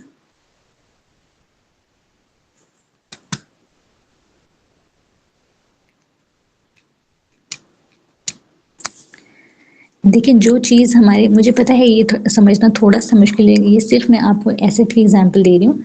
अगर इसमें लाइबिलिटी की ट्रांजैक्शन देखें, रिकॉर्ड की जाए वो, अगर हम इसमें एक्सपेंसेस का अकाउंट देख लें वो है, अगर हम इसमें रेवेन्यू का अकाउंट देख लें तो वो चीज़ फिर आगे बहुत ज़्यादा डिटेल में डिस्कस करनी पड़े। इसलिए मैंने आसान सी छोटी सी एग्जाम्पल दी है आप लोगों को, ताकि आपको डेबिट और क्रेडिट की समझ आ जाए। जो भी चीज़ आप बिजनेस में ला रहे हो ना बच्चे, उसको आपने डेबिट में रिकॉर्ड करना है, उस अमाउंट को डेबिट करोगे। और डेबिट हमेशा जो है वो लेफ्ट हैंड साइड पर आता है, क्रेडिट हमेशा राइट हैंड साइड पर आता है। और आप देख भी रहे हो कि दोनों बैलेंस है। यहाँ पर जो बात हमने की है, यहाँ पर left hand side is equals to right hand side, तो यहाँ पर आपको ये भी left hand side right hand side equal नजर आ रही है। ठीक है, ये पॉइंट क्लियर है? Ma'am debit credit entry. Yes ma'am. Ma'am question भी है इसी का। हाँ, वो मैंने अभी देख लिया है कि अगर हमने कोई क्रेडिट दिया है और वो हमारा रिसीव हुआ है तो इसकी एंट्री क्या होगी? एक मिनट, एक हमने क्रेडिट दिया है और वो हमें रिसीव हुआ है, मतलब कि हमने किसी को कर्ज दिया है और वो हमें रिसीव हो गया है। क्वेश्चन जिसने भी किया है वो काइंडली इस चीज़ को क्लियर करें।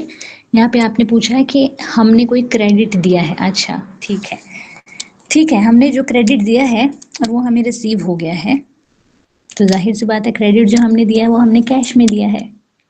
तो जब कैश हमारे पास वापस आ जाएगा तो उसे हम लोग कैश अकाउंट में, एसेट अकाउंट में जो है वो रिकॉर्ड करेंगे। जैसे यहाँ पर देखिए, यहाँ पे मैंने लिखा है कि कैश क्रेडिट हुआ है, मतलब कैश हमारे बिजनेस से गया है तो उसको क्रेडिट किया है। लेकिन जब कैश हमारे बिजनेस में आ जाएगा, अगर हमें किसी ने हमारा उधार चुका दिया है 20,000 रुपये का, तो 20,000 हमारे बिजनेस में आ गया है, तो जो भी चीज़ आएगी उसे हम डेबिट में रिकॉर्ड करेंगे। लेकिन हमने उसको उसके अकाउंट में ही करना है, लाइक कैश आया है तो कैश के अकाउंट में करना है।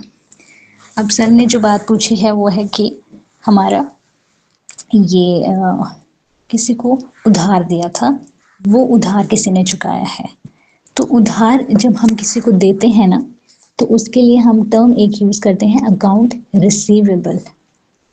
ठीक है, जैसे मैंने यहाँ पे ये एसेट्स में,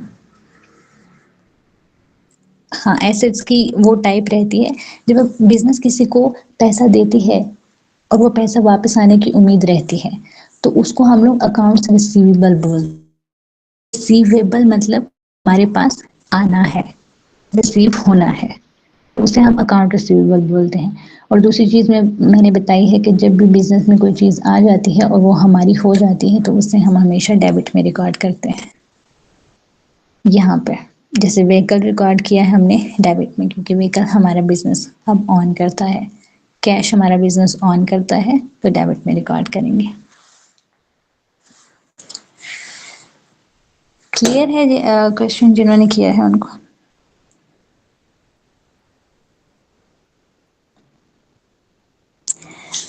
कैसे अकाउंट रिसीवेबल डेबिट नहीं होगा? क्योंकि हमारा तो ये इंक्रीज है ना, एसेट में जब भी इंक्रीज आएगा तो उसे हम लोग डेबिट करेंगे।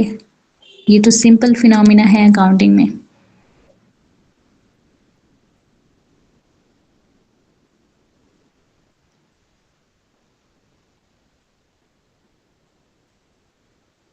Yes of course, account receivable तो कैश है, तो कैश जो है वो एसेट है कंपनी का। तो एसेट्स जब भी इंक्रीज होंगे, वो किसी भी फॉर्म में हो, वो अकाउंट रिसीवेबल की फॉर्म में है, वो कैश की फॉर्म में है, वो कोई लैंड है, वो बिल्डिंग है, वो मशीनरी है, वो कोई व्हीकल है, जब भी एसेट इंक्रीज होगा वो डेबिट अकाउंट में लिखा जाएगा। क्लियर है sir?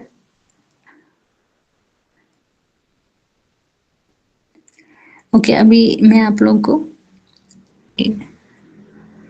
Okay thank you for your question. अच्छा, अब यहाँ पे देख लें बैलेंस शीट। अब इसमें आप लोगों को सारी चीज़ें समझ आ जाएंगी जितना हम इस सेशन में शुरू से पढ़ रहे हैं। Financial statement, the key financial statements are the income statement, balance sheet and cash flow statement, and together they provide a complete picture of an organisation. Profitability है, फाइनेंशियल पोजीशन है, लिक्विडिटी है उसकी, सब कुछ जो मैंने आपको शुरू से बताया है कि फाइनेंशियल स्टेटमेंट क्या क्या हमें दिखाती है या इन्वेस्टर्स को दिखाती है। एक complete picture of an organisation, company की एक कंप्लीट इमेज दिखाती है जिसमें उसकी प्रॉफिटेबिलिटी है, उसकी फाइनेंशियल पोजीशन है और उसकी लिक्विडिटी है। लिक्विडिटी वही जो मैंने बात की थी कि एसेट्स को हम बेचकर जो अपनी लायबिलिटी चुका सकते हैं, मतलब अपनी रिसोर्सेज बेच के कर्ज अदा कर सकते हैं, उससे लिक्विडिटी कहते हैं। ठीक है, ये कितने रिसोर्सेज हैं जिनको ये यूज कर सकते हैं, तो वो सब एक स्टेटमेंट से पता चल जाता है। सो ये एक कंपनी का बैलेंस शीट है, आप लोग देख सकते हैं।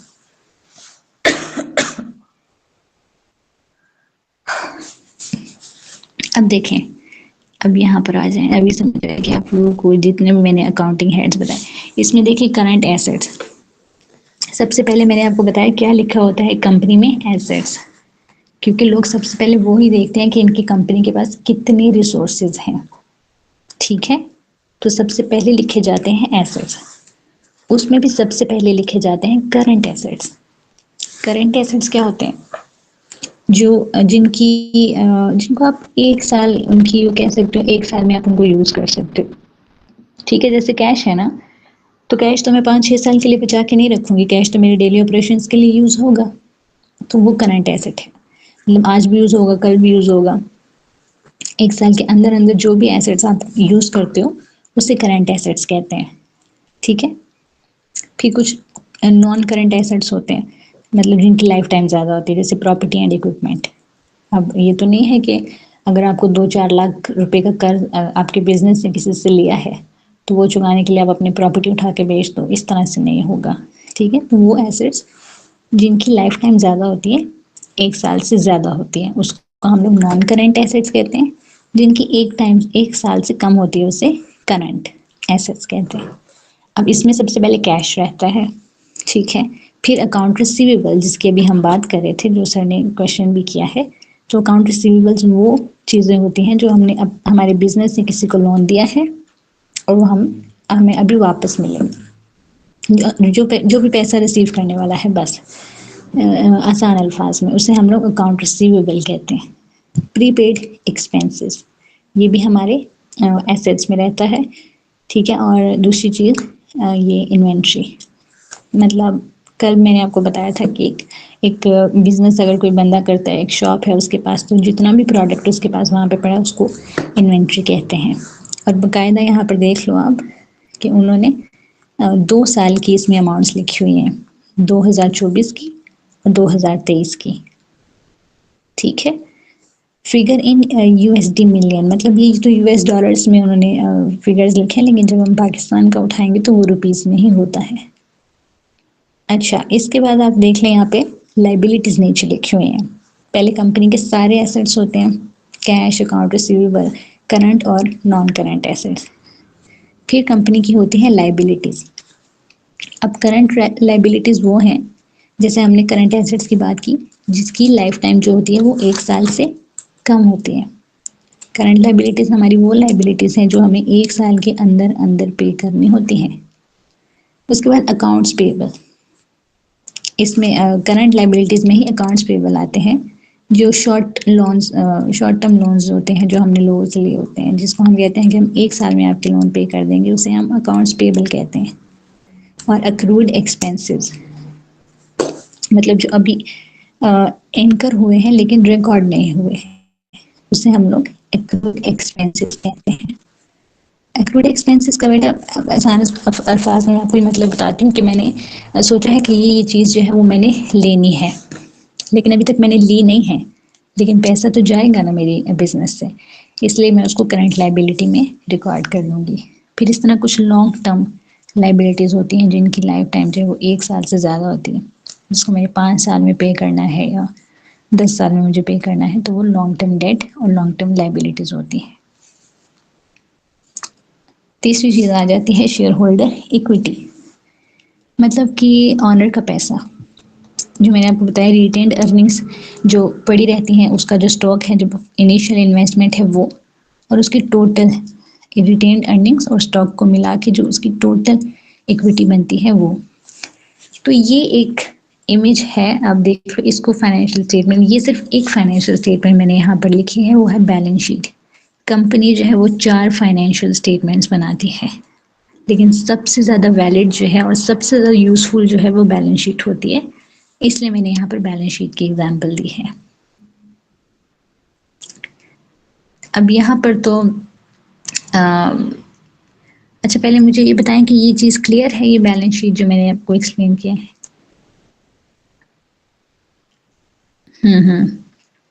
कैश कूपन्स भी करंट एसेट्स हैं, ठीक है, गुड ईमान।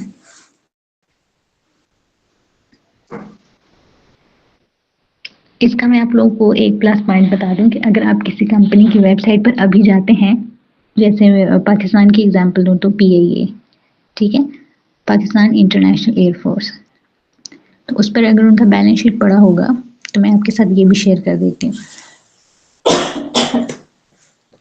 सॉरी, ठीक है, मैं आपके साथ ये भी शेयर करती हूँ स्लाइड्स। और एक काम कर लीजिएगा, सीखने के लिए ही आप लोगों को करना है कि PIA का अगर उसका नहीं मिलता, जो कि मिल जाएगा उसकी, लेकिन आपको ऑफिशियल वेबसाइट से उठानी पड़ेंगी चीज़ें, अगर उसका नहीं मिलता तो NBP का, NBP मतलब नेशनल बैंक ऑफ पाकिस्तान, ठीक है, उसकी वेबसाइट पे जाएं और वहाँ पे उनका लिखा होगा फाइनेंशियल स्टेटमेंट्स, उस पर आप क्लिक करके सिर्फ एक स्टेटमेंट 1 साल का उनका उठा लें। यहाँ पे ये 2 साल का है, 23 और 24, सिर्फ उठाएं और उसको भी देखें और इसको भी देखें, दोनों को कंपेयर करें, ठीक है, तो फिर आपको समझ आ जाएगा कि जो करंट एसेट्स होते हैं उसमें क्या क्या चीज़ें होती हैं, जो लाइबिलिटीज़ हैं उसमें क्या क्या चीज़ें होती हैं, और शेयर होल्डर इक्विटी में क्या होता है। क्योंकि यहाँ पर सिर्फ बेसिक्स है ना, लेकिन अगर आप एक रियल कंपनी का बैलेंस शीट उठाते हो तो फिर आपको चीज़ें समझने में और भी ज़्यादा आसानी होगी, ठीक है। तो ये अपनी सीखने के लिए ये काम ज़रूर कीजिएगा। 2 कंपनीज मैंने आपको बताई हैं, एक नेशनल बैंक ऑफ पाकिस्तान और एक अपना ये PIA। इसकी फाइनेंशियल स्टेटमेंट्स उठाकर ज़रा इसका मुलाहिजा ज़रूर कर लें और आप लोग को पता चल जाएगा फिर कि उनकी फाइनेंशियल पोजीशन क्या है, पीआईए कितने प्रॉफिट में है, कितने लॉस में है। ठीक है, इस तरह से NBP, national bank of Pakistan, ये कितने पानी में है, ये भी आपको उससे उनके स्टेटमेंट देखने से पता चल जाएगा। चलें जी, ये हो गया ख़त्म। इसकी बस इम्पोर्टेंस ऑफ अकाउंटिंग पढ़ लेते हैं और फिर हम इसको वाइंड अप करते हैं। अब जैसे कि बहुत डिटेल में हमारा ये सेशन रहा है, तो ये accounting helps business track income and expenses, ensure legal compliance and supports strategic planning. It also provides valuable insights that influence budgeting, investment, and operational decisions. In short, accounting is essential for sustainability and growth. ठीक है, तो sustainability क्या होती है? एक चीज को maintain करके रखना।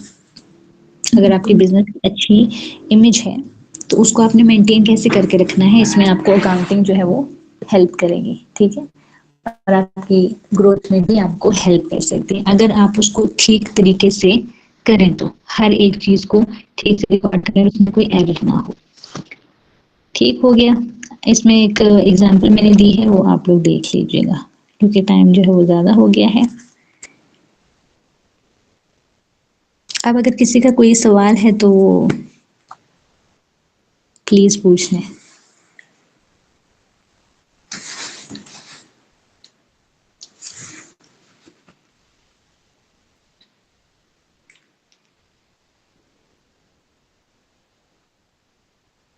मैम, ये रेवेन्यू जो होता है, एक्सपेंसेस इससे पहले से निकाले होते हैं या रेवेन्यू से एक्सपेंसेस बाद में निकालते हैं? बाद में निकालते हैं। Okay ma'am, thank you. देखिए, हाँ ठीक है, रेवेन्यू तो एक बस सेल्स हमने की और हमारे पास एक अमाउंट आ गया है। ठीक है, रेवेन्यू एक अलग चीज है और प्रॉफिट एक अलग चीज रहता है। प्रॉफिट हमारे पास हमेशा आखिर में आता है। जब हमारे पास रेवेन्यू आएगा तो उसमें से हमने बहुत सारे डिडक्शंस करनी होती हैं, अपने एक्सपेंसेस को निकालना होता है, जो बिल्स पे करने होते हैं, सैलरीज पे करनी होती हैं। ठीक है, तो वो रेवेन्यू होता है। और ये सारी डिडक्शंस के बाद जो अमाउंट, एक लमसम अमाउंट हमारे पास होती है, उसे हम प्रॉफिट कहते हैं। प्रॉफिट से फिर कुछ डिडक्शन नहीं होती है। ठीक है, सारी डिडक्शंस रेवेन्यू से होते हैं। प्रॉफिट को ये है कि फिर आप दोबारा जो है वो यूज कर सकते हो, उस बिजनेस में इन्वेस्ट कर सकते हो उस पैसे को।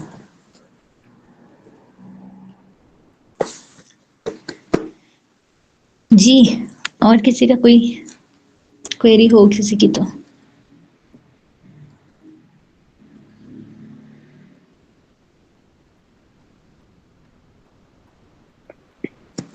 Dear participants, you can ask directly to Ms. Amber. Those who have queries, they have understood.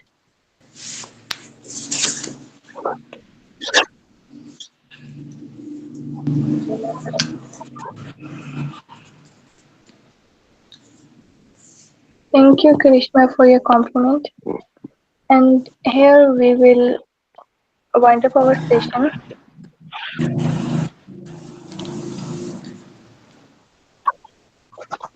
Thank you so much, Ms. Amber, for such a clear and insightful session. I'm sure we all learned about how accounting isn't just about numbers, it's about understanding and managing resources wisely. Staying engaged, and let's keep practicing what we learned today and continuing strengthening and our financial foundation. See you all in the next session. Until then, take care and Allah Hafiz. Thank you everyone, खुदा हाफिज। अल्लाह हाफिज ma'am.